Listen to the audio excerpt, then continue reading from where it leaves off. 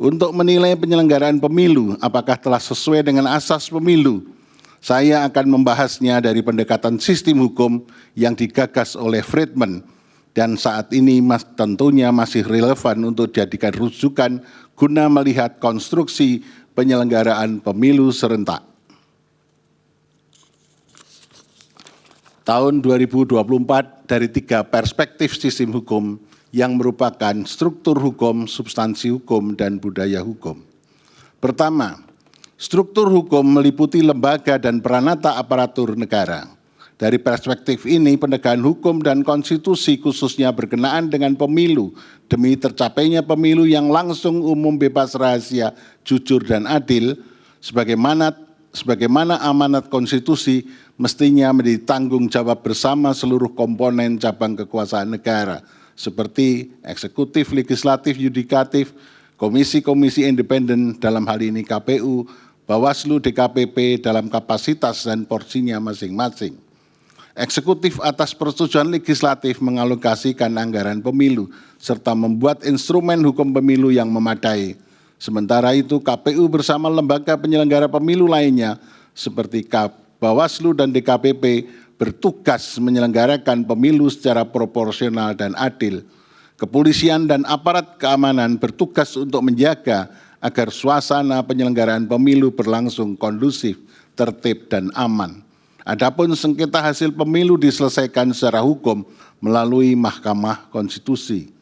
Dalam menjalankan fungsi tersebut, setiap organ negara haruslah tunduk pada prinsip konstitusionalisme yang ditentukan dalam konstitusi dan dipagari oleh prinsip saling mengawasi, saling mengimbangi antar cabang kekuasaan negara hanya untuk memastikan bahwa setiap tindakan, prosedur, dan keputusan yang terkait dengan proses pemilu sejalan dengan hukum konstitusi, sehingga tercipta tujuan bernegara sebagaimana alinea keempat pembukaan Undang-Undang Dasar tahun 1945.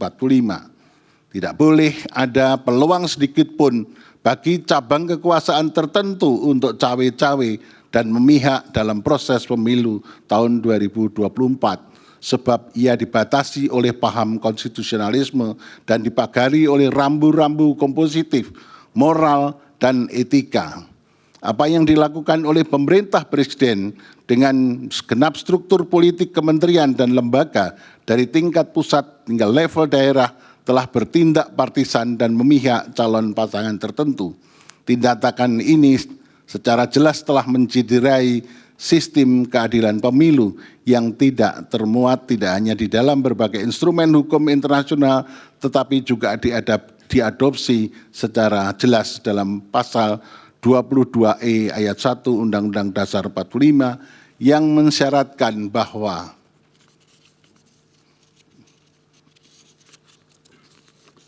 penyelenggaraan pemilu harus dilaksanakan secara langsung, umum, bebas, dan rahasia, serta jujur dan adil.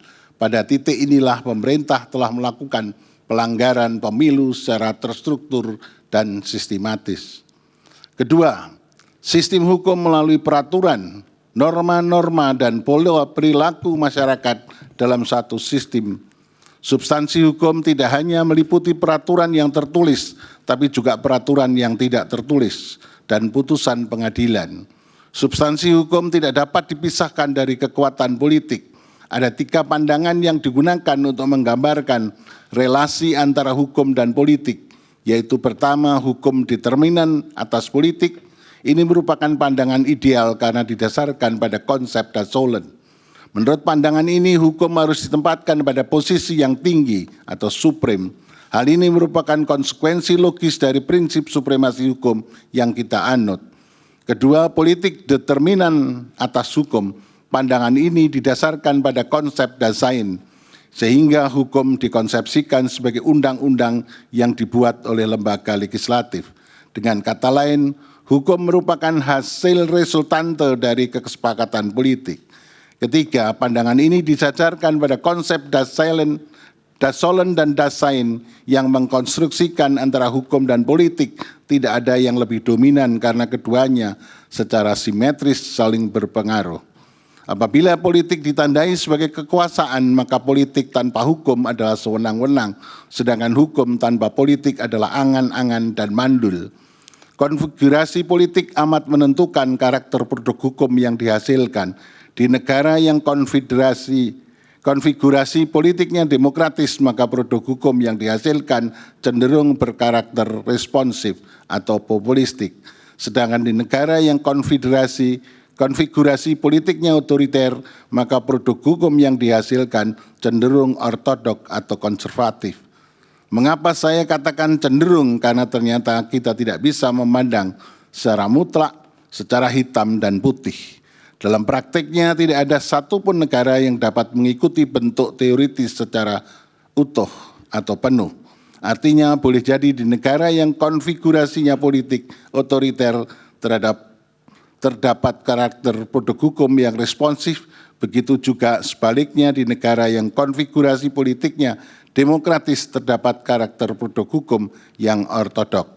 Oleh karenanya dalam proses pembuatan hukum, khususnya hukum pemilu, perlu memberikan peran dan partisipasi masyarakat sehingga produk hukum dihasilkan bersifat responsif terhadap tuntutan masyarakat sebagai institusi pembentuk hukum baru. Selain DPR dan Presiden, Mahkamah Konstitusi memiliki peran dalam membentuk hukum melalui berbagai putusannya. Ketiga, budaya hukum merupakan gambaran dari sikap mental dan perilaku terhadap hukum, serta keseluruhan faktor-faktor yang menentukan bagaimana sistem hukum memperoleh tempat yang sesuai dan dapat diterima oleh warga masyarakat dalam kerangka budaya masyarakat. Poin yang terakhir ini berkaitan erat dengan kultur berhukum dan berkonstitusi dalam negara kita.